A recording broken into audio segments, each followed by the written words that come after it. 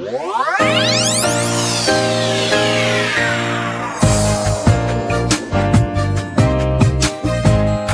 po si Sofia Pablo and welcome to my YouTube channel.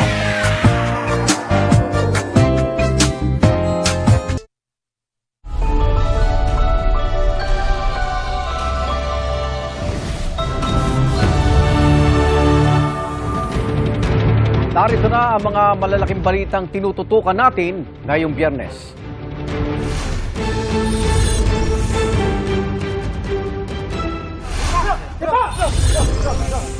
Huli sa Laguna, ang inihinalang big boss ng Lucky South 99 na Pogo Hub sa Porac, Pampanga.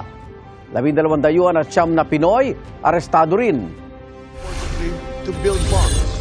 Pangulong Bongbong Marcos, nanawagan sa mga kapwa ASEAN leaders na huwag magbulag-bulagan sa mga iligal at mapanganib na aksyon ng China sa South China Sea.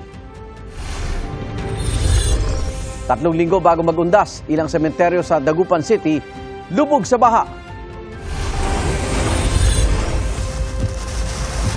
Matinding ulan, baha at mga buhawi naranasan sa Florida sa Amerika dahil sa Hurricane Milton. Content creators at social media personalities tampok sa status by Sparkle. At ang bagong release na Barbie doll na Filipina inspired.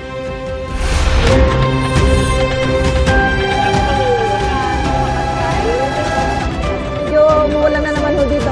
Unang balita.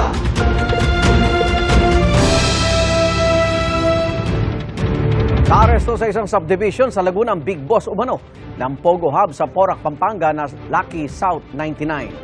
Pero git niya hindi siya ang taong hinahanap ng mga otoridad. May unang balita live si Bam Alegre.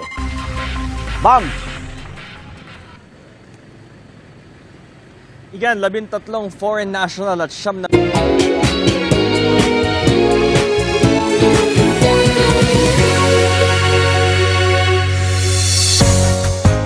Thanks for watching Sofianatics. Huwag kalimutang mag-subscribe sa aking YouTube channel at i-follow niyo ako sa aking social media accounts tulad ng Facebook, X, Instagram at TikTok.